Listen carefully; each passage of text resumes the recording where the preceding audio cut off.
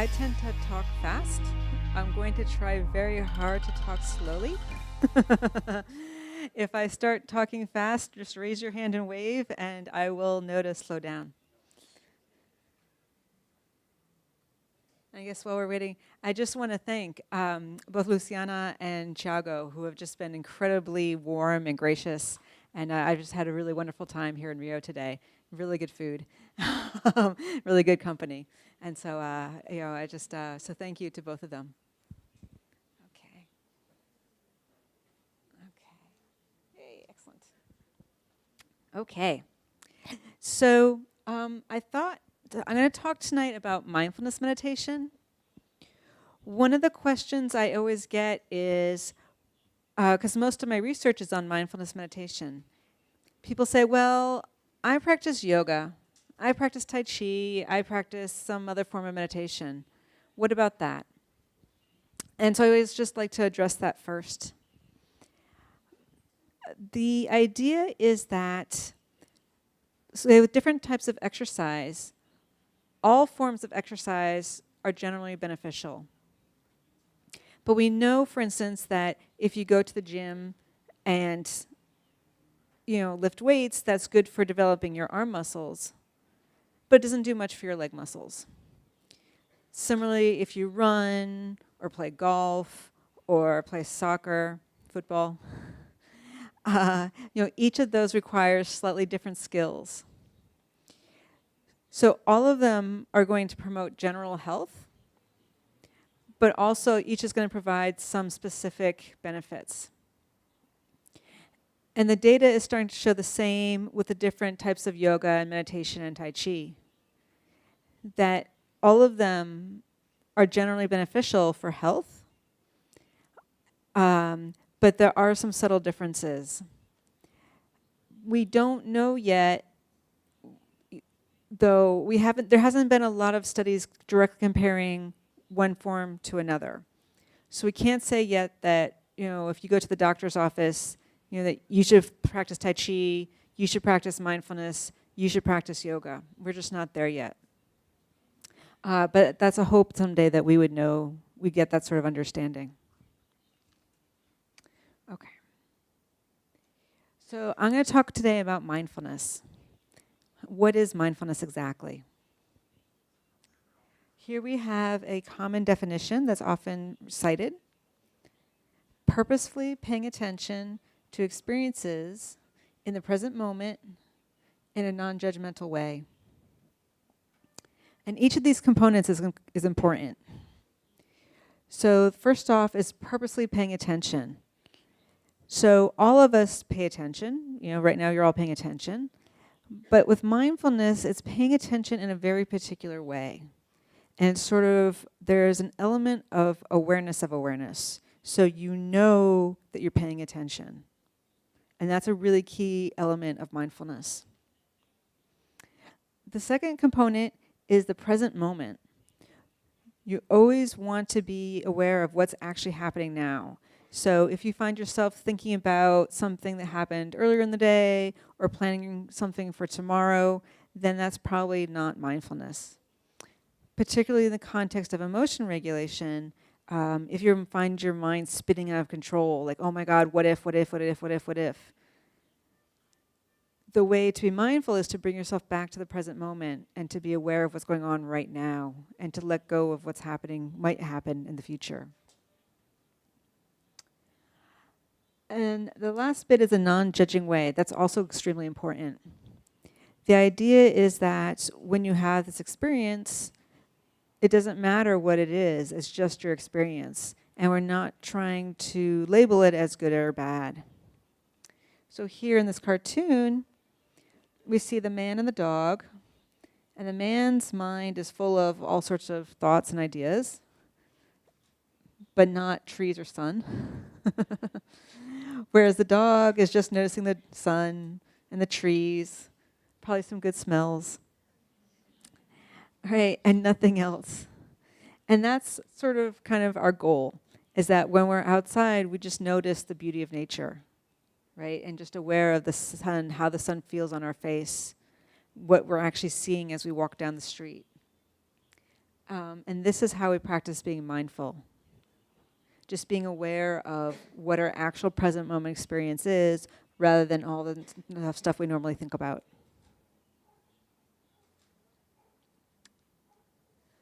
So there's many different types of meditation, as I mentioned. Importantly, mindfulness does not include mantra. Instead, the primary focus is body sensations. So contact of the breath with the nose, or the rise and fall of the abdomen as we breathe. It could also be, like I said, the sun on our face as we're walking, or the contact of our feet with the ground. It could be sounds. And the key thing is a conscious awareness of the present moment. So we're not lost in thought, we're not spaced out, and we're not in a trance. We're just very aware of the present moment. And again, having this non-judging attitude. So for instance, right now, if I stop talking, you can hear the traffic going by. Now some people might be like, okay, well, traffic, and have all these thoughts about, oh, I have to drive home in that, and it's making so much sound, and what's it doing to our environment? That's all the judging. We want to try to just drop that and just notice there's loud sounds happening outside, right? That there's motors, there's a louder sound, there's a softer sound, the growling sound. Can we just get in tune with experience at that level rather than trying to elaborate on it, right? So just what am I actually hearing right now versus what is it and what's the greater meaning of it? And this is what mindfulness is all about. A key thing is the judgmental. We want to get rid of the judgy. We can still have discernment. So we can still say, okay, that was probably a motorcycle, maybe that's a truck. And again, that those are traffic sounds and not nature sounds. So that's fine to have discernment, but we're going to try not to put a value judgment on it. So about 35, 40 years ago, a man named John Kabat-Zinn was practicing mindfulness meditation. And often when you practice, because you have to sit very still, and your leg falls asleep, and your back starts to get stiff, and you experience a lot of pain. And there's ways of practicing with pain when you're meditating. And what he thought was, wow, this might be a really good way for people with chronic pain to learn how to deal with pain. So he created the first meditation-based clinical program. And originally it was just for chronic pain, but it's extremely successful. And he saw was that not only was the pain going down, but people were also saying that they were less stressed, less depressed, less anxious. And so he changed the name of the program to Mindfulness-Based Stress Reduction. I refer to it throughout the talk as MBSR, for Mindfulness-Based Stress Reduction. And what it is, it's an 8-week program. And you have a class each week where you get a little bit of information about stress and how to deal with stress. But you actually also practice meditation for 40 minutes. And you're also told to practice this at home every day for 40 minutes. And there's 3 kinds of meditation. One is formal sitting and watching your breath. So just noticing the sensations of breathing, your breath as you breathe in and out. The second is a very gentle yoga. So this is not a power yoga. This is as you raise your arms, how do you know your arms are moving? How do you know your arms are over your head? What is the sensation in your hands? Right? And so it's really trying to be mindful of the sensations rather than a form of exercise. And the last form is called a body scan. And that's where you start with the toes. What do your toes feel like? When was the last time you thought about your toes, right? What about the soles of your feet? What about your ankle? What about your calf, your knees, your thighs? And you very slowly, over the course of 40 minutes, move your attention from your toes up through your body and finishing with your head. And the whole way through, you're just noticing what do you actually feel without judging in the present moment. The last component is what's called anytime mindfulness. And what that is sort of like we saw on that first slide. As you're walking down the street, can you just be aware of the sun shining on your face? As you're washing the dishes, can you just be aware of the water on your hands and what the plates and dishes look like as you wash them? Rather than thinking, oh, I washed the dishes last night. It's my spouse's turn to wash the dishes. Why isn't he helping out more? Why is she making me do this, right? So can you put all the story aside and just be with the sensations of washing the dishes? And the goal is really to develop mindfulness so that you're mindful throughout the entire day.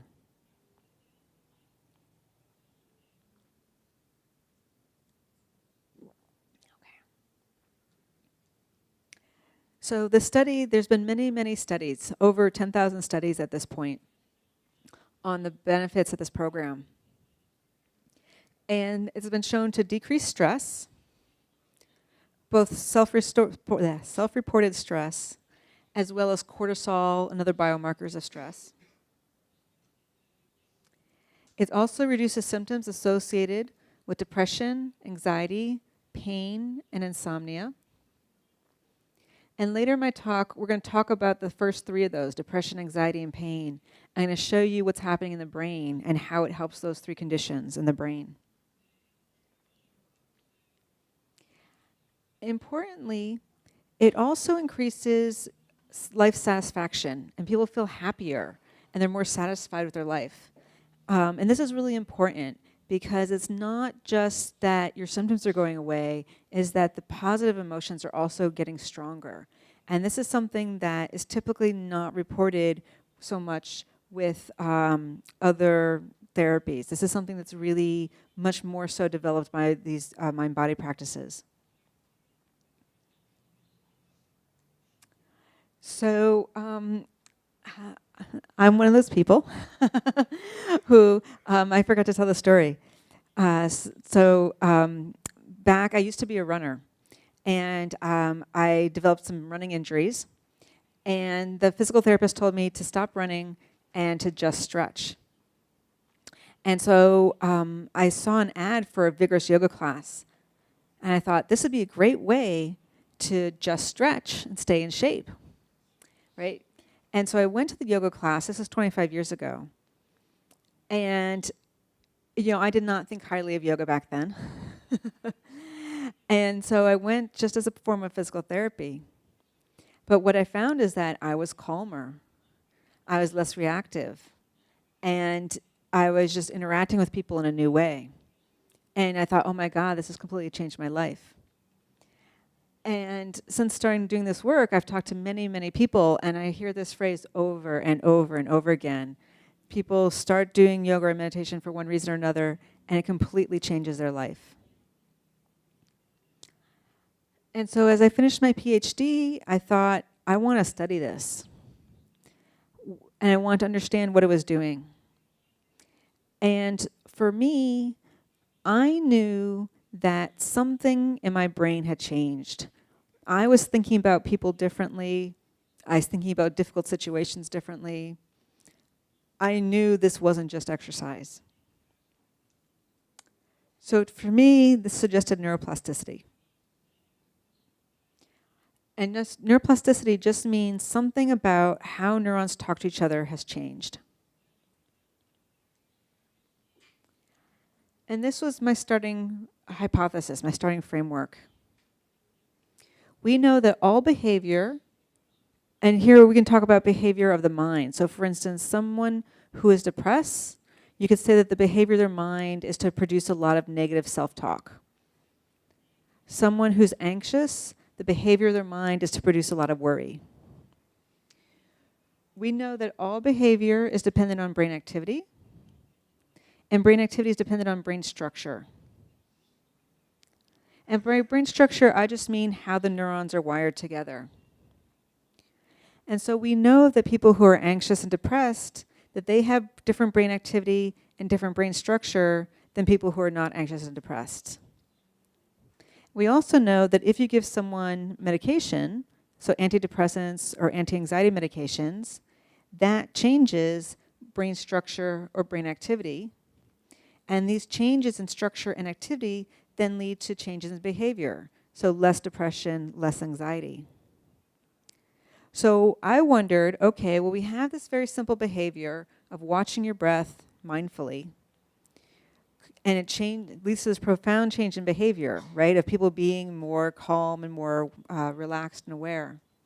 So could we show that this very simple behavior of mindfulness of the breath was related to brain activity?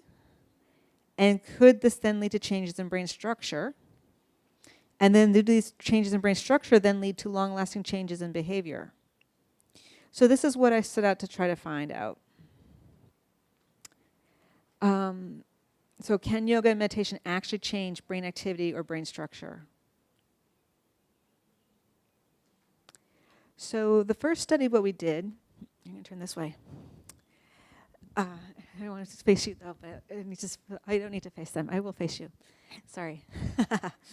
The first study, what we did was we recruited people who practiced meditation for many years, and we put them in the MRI scanner.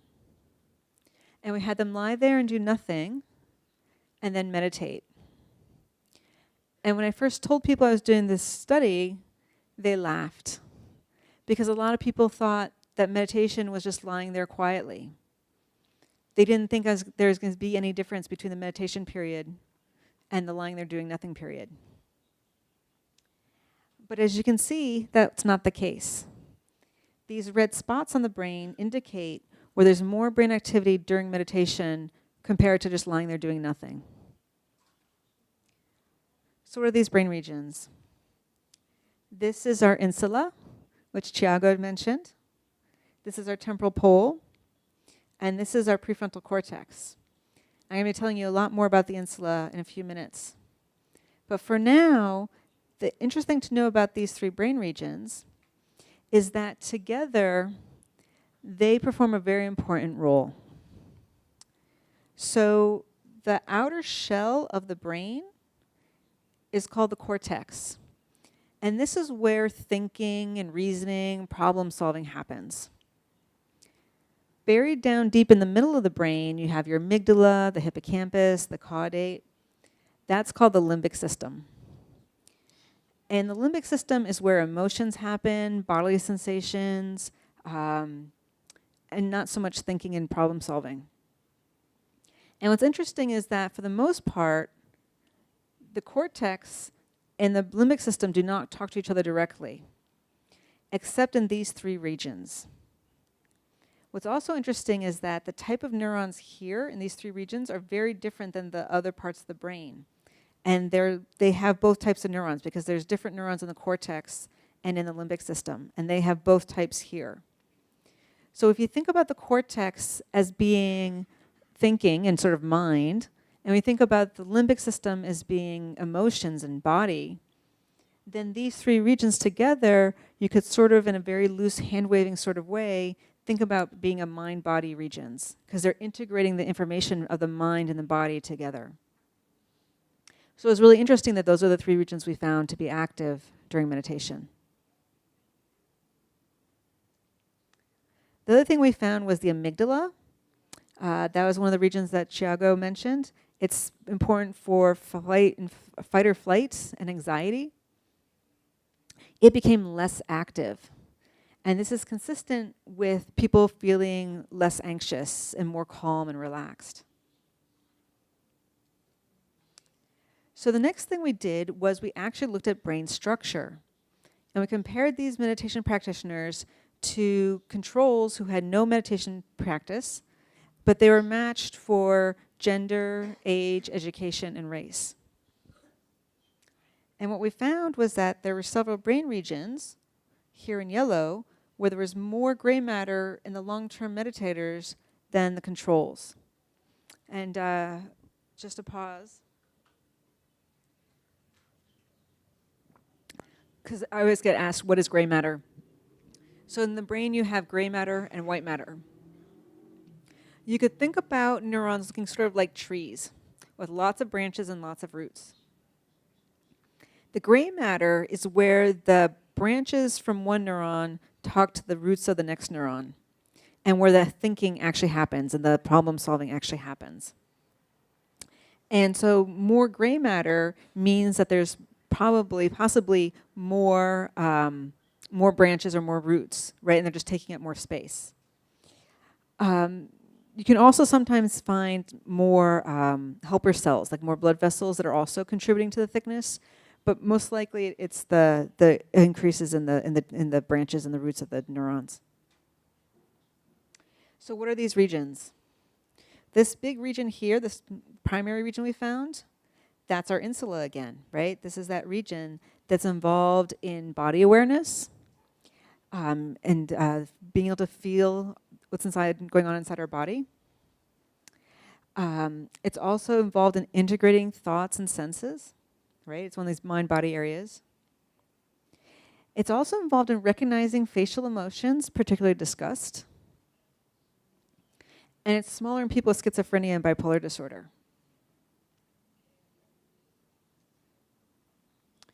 The other region we found was here in the front of the brain. This is an area involved in working memory and selective attention, so being able to focus your attention despite distractions.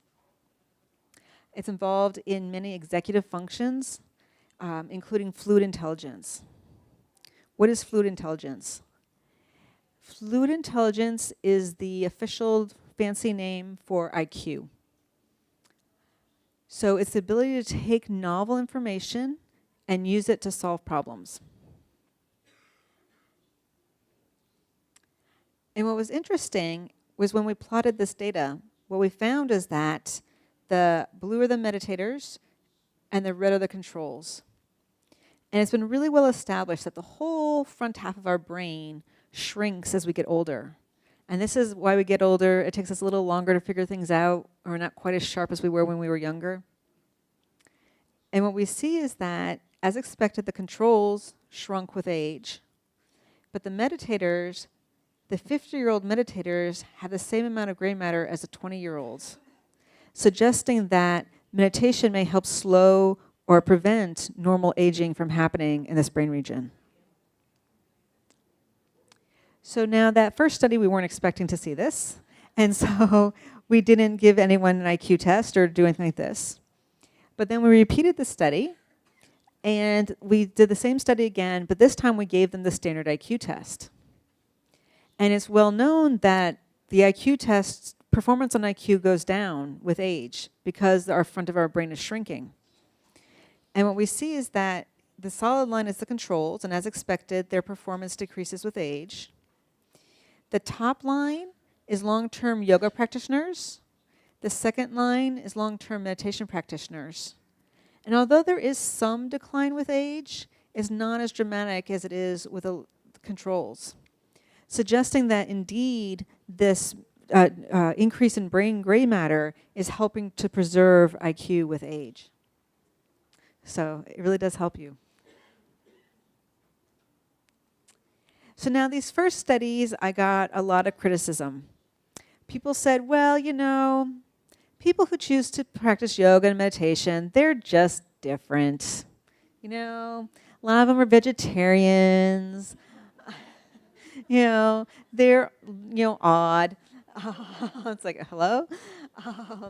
Maybe their brains are like that anyways. People who tend to meditate, maybe they just had thick insula for some reason, or the thicker frontal cortex. Maybe that's why they chose to meditate, right? Maybe it's because they take 40 minutes out of their day to rest and relax. I always laugh at that one because of how much TV we watch. We watch way more than 40 minutes a day of TV, right? Maybe it's because they're vegetarian or something else about their lifestyle. It couldn't possibly be due to the meditation. So now these are all legitimate criticisms.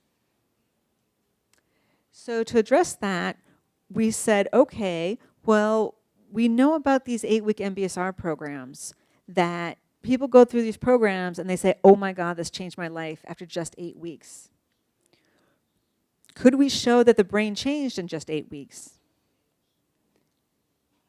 And so we recruited people who were about to go through the program, excuse me, and we scanned them before and after the program, and we compared them to people who were willing to wait 8 weeks. And so we scanned them 8 weeks apart, and then they took the program. And indeed, there were several brain regions where there's more gray matter after just 8 weeks of practice. So what are these brain regions? Back here, this is called the PCC, or the posterior cingulate. This is the area that's involved in mind wandering and self-related processes. So when you pause as you're walking down the street and you see something in a store and you think, wow, that would look great in my living room. Or, oh, I really need that because that's relevant to me. Your PCC is lighting up. Also, it's the #1 region that is activated when you're just not thinking about anything in particular and you're just sort of daydreaming or lost in thought, is your PCC. The next region here is the temporal parietal junction, and that's an area involved in being able to see things from other people's point of view. It's a very important region involved in empathy and compassion. And then we have the hippocampus. And the hippocampus is important for learning and memory. And what's interesting is that both the hippocampus and the PCC, again, they're both part of the mind wandering. And also, they're both regions that are destroyed by Alzheimer's disease. And both of them are getting bigger with meditation. And so sometimes people say, well, hold on, meditation's sort of the opposite of mind wandering. Why is there more gray matter? There are inhibitory neurons that turn off activity, and we think that that might be what's happening with the PCC, because again, that region is destroyed by Alzheimer's disease. And so we think that it grows bigger, and as it gets bigger, it's turning off the mind wandering.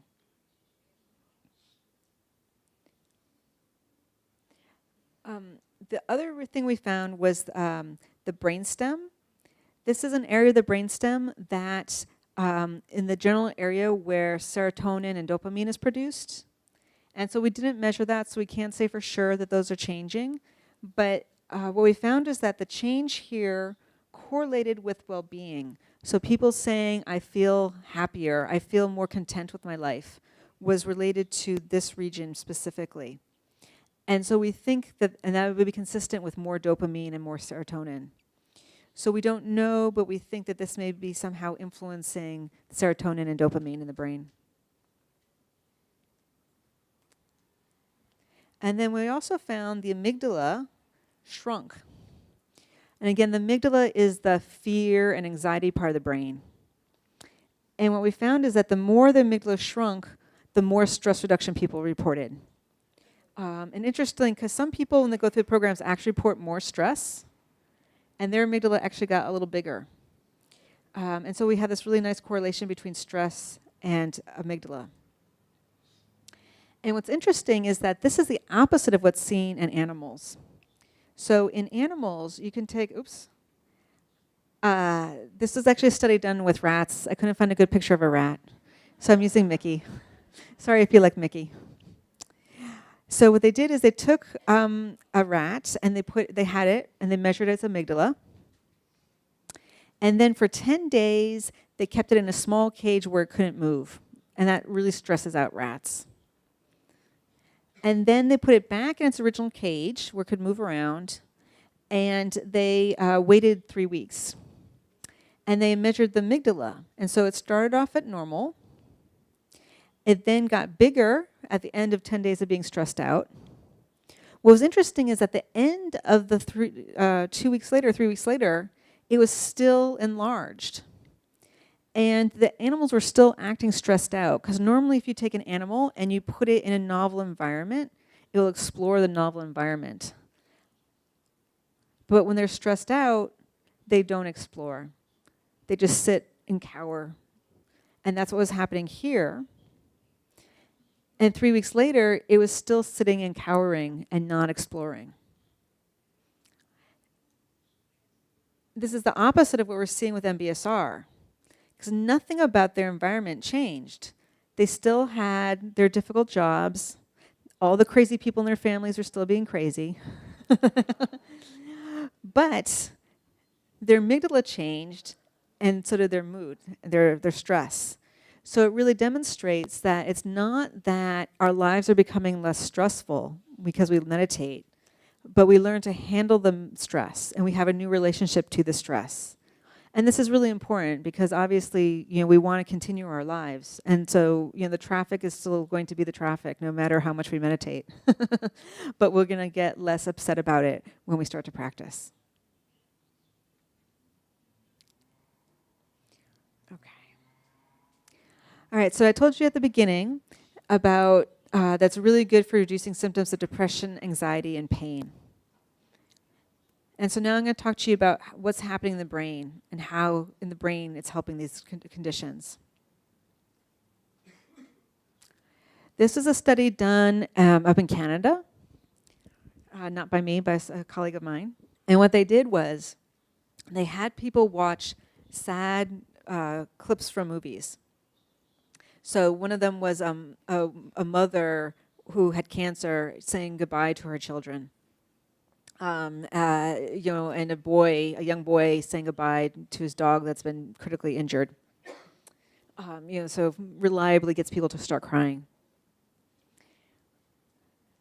The top line is the meditation group, people who've gone through MBSR. And the bottom is the controls. And this is brain activity as they're watching these movies. And they're told to just, to be aware and be mindful while they're watching. And what we see is that in the MBSR group, this is the insula again, from a different perspective, we're looking from above now. That's our insula. And here is that anterior cingulate region. So both of these are these mind-body regions we've been talking about. And these areas are more active in the mindfulness group compared to the controls. Meanwhile, the controls are lighting up language areas, right? And areas involved in thinking about emotions rather than actually feeling emotions, right? Because these areas are going to be feeling, the insula is all about feeling things versus this is describing things. And what they found also was that brain activity here in the insula correlated with, inversely correlated with depression scores. So the more activity here during this task, the lower the depression scores. So it really suggests that your ability to really feel your emotions and experience your emotions is important for being able to feel your emotions and to overcome your depressive tendencies, right? So they're getting out of the thinking and getting out of the negative thoughts and just going into those bodily sensations.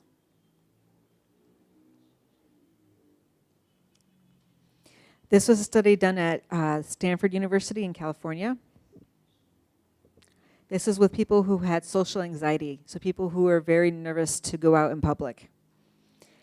And they had them listen to short clips. Before they went in the scanner, they wrote about a situation that made them nervous. So going to a party, having to give a talk in front of people. And while they're in the scanner, they were told to listen and just react, and imagine themselves in that situation and react. And then just to breathe and let it go. And then to rate their experience. The solid line is before. The dotted line is after. And this is brain activity in their amygdala, the fear part of the brain. And what we see is that before the program, there's it actually goes down a bit, and then a very big and long, prolonged reaction in the amygdala. And this is consistent with people going, oh, no, oh, and then, having this huge reaction to it. Versus afterwards, there's still a little bit of a reaction, right? There's still a little bit of, but it's pretty quick. And then you actually get it turning off. They're actually able to sort of and relax and really let their amygdala get shut off before coming back to baseline. So it really shows that it's changing the fear reaction. It doesn't completely get rid of it, and that's important because you don't, if you're walking in the woods and you see a snake, you want to still have the initial jump back and jump away from the snake. Or if you're driving in traffic and someone cuts in front of you, you need to slam on the brakes. But then you want to just let that fear go, right? So if someone cuts in front of you in traffic, which happens to me frequently, you don't want them to be like, oh my God, that person nearly killed me. And oh my God, who does that person think they are? Right? Can you just let it go and say, oh, okay, but I'm safe now, and just keep driving, right? Or in this case, I have to give a talk. It's going to be okay. Right? So rather than worry and worry and worry and worry about it, you have the fear, you get the information, you let it go. This is another study done with anxiety. This one, they had people fill out an anxiety questionnaire before they went in the MRI scanner. While they were in the MRI scanner, they did a task, and then they meditated. And this is brain activity during meditation. And then when they came out of the scanner, they had them fill out the anxiety questionnaire again. And here again is our subgenual cingulate and our insula, right? These are the areas that, and these are the areas that, again, we show getting turned on during meditation. And this is the PCC, which is the area that we found getting thicker, which I told you is mind wandering, and that's getting turned off during meditation. Blue is off. And what they found is that more activity in the insula and this cingulate region correlated with the change in anxiety. So the more activity here during meditation, the more your anxiety went down from before to after the scan. So this really does suggest that these areas are important for meditation. They're not just random areas.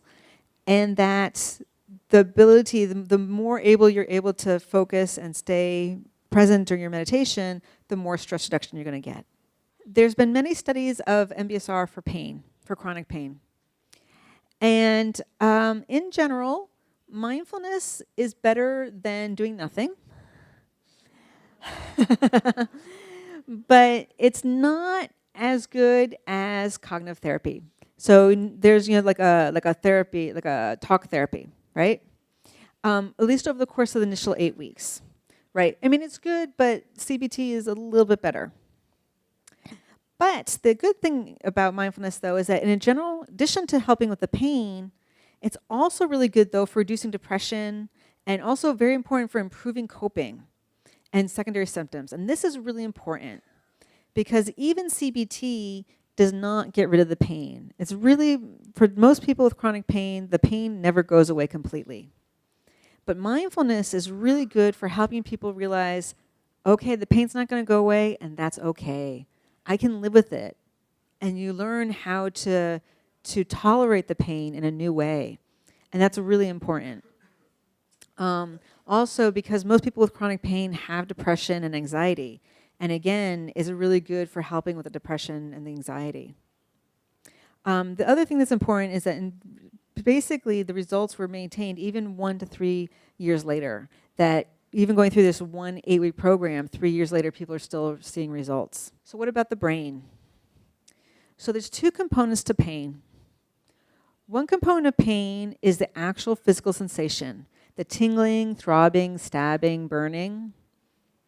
The other part of the pain is the emotional component. I don't like it. Make it stop. This is horrible. I don't like it. And what we know is that those are separate in the brain. So this blue network, that's the throbbing, tingling, stabbing component of it.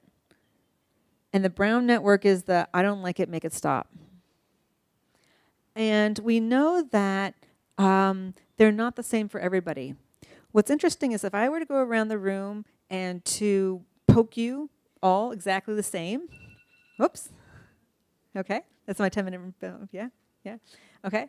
And I ask you to rate that on a scale of 1 to 10, you would all probably, in terms of stabbing, tingling, that and intensity, you'd all probably rate it around the same in terms of that intensity. But in terms of the, I don't like it, make it stop, you'd be all over the place. Some of you'd be like, yeah, that wasn't so bad. And others of you would be like, oh my God, that was horrible, don't do that to me again, right? And that has to do with our upbringing, our genetics, our previous experience with pain.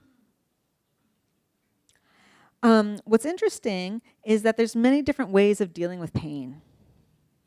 And these are the 4 most common. I'll explain them in a moment. And they've all been studied in the scanner. And what's interesting is that all 4 of them look pretty much the same in terms of the brain.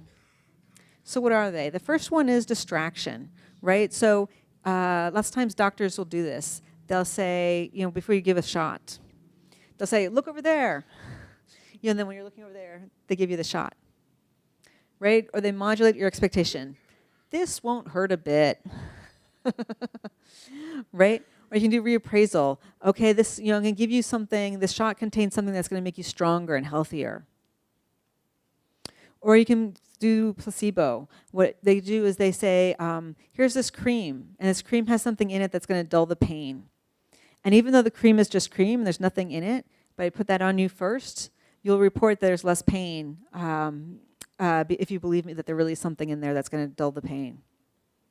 So these seem pretty different, but in the brain they all look the same.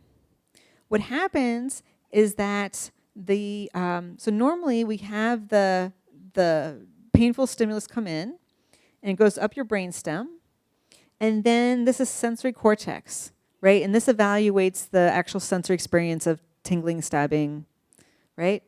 And then we had the front of the brain. And all 4 of these, what happens is the front of the brain shuts off sensory cortex and basically tells you, just don't feel it. So the signal's coming up, but it doesn't get past here, and it just gets stuck.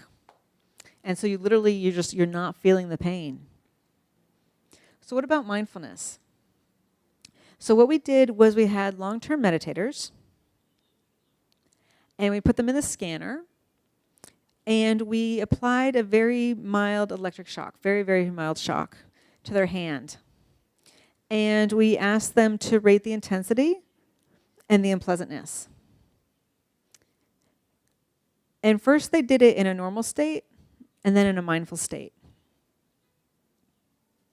The blue is the normal state, and the green is the mindful state. And MP is mindfulness, and CT is controls. Here's our insula. This is sensory cortex. And what we see is that compared to baseline, there's an increase in sensory cortex for the mindfulness practitioners versus the controls are going down. So the controls are looking like the other 4 forms of pain control versus the meditators looking the opposite. Also in the front of the brain, the same thing. In the mindfulness practitioners, brain activity is going down in the front of the brain versus going up in the controls. Right? So this is the exact opposite of what we're seeing with the other 4 forms of pain control. So now you may be thinking to yourself, what? That doesn't make sense. But let's stop and think about what mindfulness is. Mindfulness is paying attention to the present moment non-judgmentally. They're paying attention to the sensory experience, the painful stimulus, non-judgmentally. They're turning off the judging, and they're just really feeling it. They're really paying attention to it, and they're noticing the stabbing, and the tingling, and the heat, and the actual sensation of it, rather than trying to turn away from it and trying to stop it. But it's not bothering them. And when they came out of the scanner, we had them rate it. Or actually, while they're in the scanner, we had them rate it. And what we see, oops, this got a little messed up. This is intensity. So on a scale of 1 to 10, how intense is the stabbing and tingling? And this side is the unpleasantness. And what we see is that for the mindfulness practitioners, they report this when their front of the brain turns off, they're saying it's just not that unpleasant. So they're feeling it more, but it's not bothering them. So this is really nice, right? Because it's really consistent with what they're being told to do.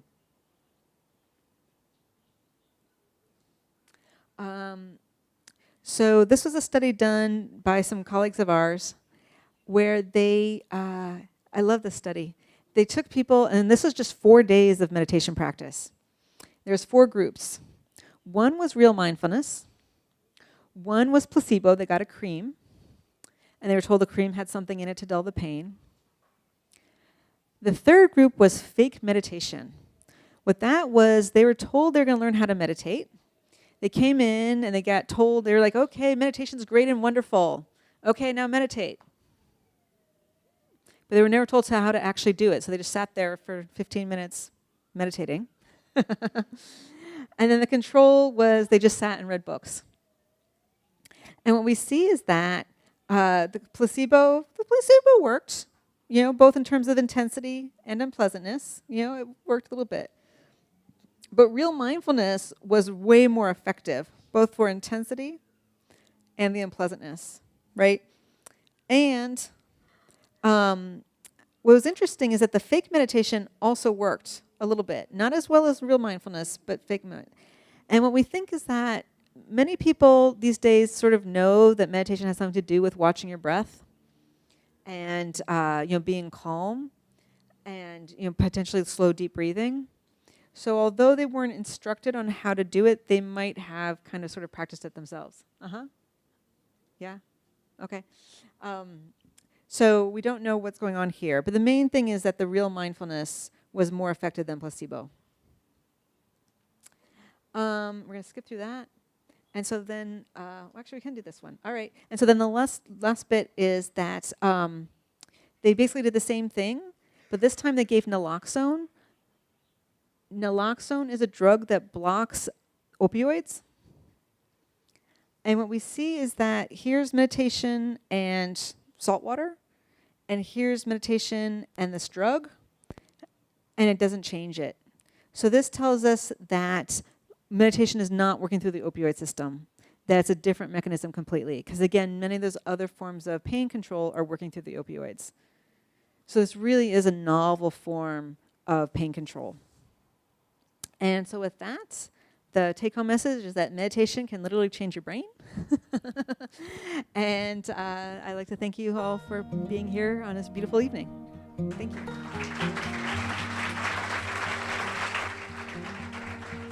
you.